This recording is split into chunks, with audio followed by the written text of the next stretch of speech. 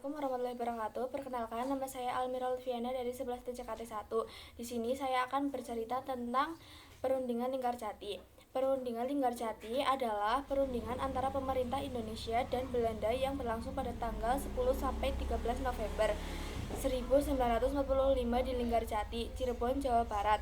Latar belakang perundingan ini adalah kegagalan Perjanjian Linggarjati 1946 yang sebelumnya telah disepakati namun tidak dilaksanakan oleh Belanda. Belanda ingin mengembalikan Indonesia ke status Hindia Belanda. Indonesia ingin diakui sebagai negara merdeka dan berkedaulat. Perundingan Linggarjati menghasilkan Perjanjian Linggarjati yang mengakui kedaulatan Indonesia secara de facto atas Jawa, Madura, dan Sumatera serta menetapkan pembentukan negara federal Indonesia Serikat. Isi resensi: Perundingan Linggarjati adalah perundingan antara Indonesia dan Belanda yang berlangsung di Linggarjati, Jawa Barat pada tanggal 10 sampai 15 November 1946. Perundingan berlangsung di Linggarjati, Jawa Barat. Perundingan ini bertujuan untuk menyelesaikan konflik setelah Indonesia memproklamasikan kemerdekaannya pada tahun 1945 dan Belanda berusaha kembali menguasai Indonesia. Dalam perundingan ini, kedua pihak sepakat untuk mengakui wilayah Republik Indonesia yang meliputi Jawa, Madura, dan Sumatera. Selain itu, disepakati pembentukan negara Indonesia Serikat dan Indonesia menjadi bagian dari Uni Indonesia Belanda.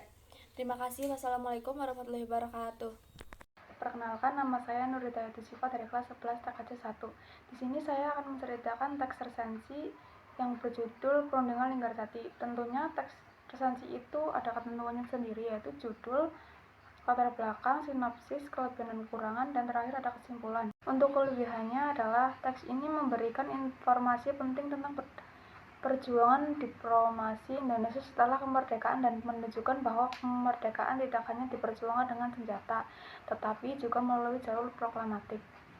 Kekurangannya, hasil perundingan tidak sepenuhnya menguntungkan Indonesia karena wilayah yang diakui masih terbatas dan Belanda tetap memiliki pengaruh politik.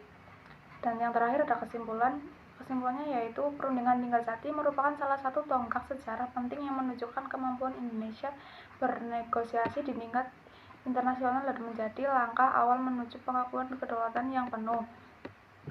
Dari cerita Linggarjati ini menjelaskan tentang penyelesaian negara Indonesia Serikat, kesepakatan dan perjanjian yang tercantum dalam surah Al-Maidah ayat 1 yang berbunyi ya ayyuhallazina amanu awfu bil uqud, yang artinya wahai orang-orang yang beriman, penuhilah janji-janji itu. Cukup sekian cerita dari saya mengenai Perundingan Linggarjati ini. Terima kasih. Wassalamualaikum warahmatullahi wabarakatuh.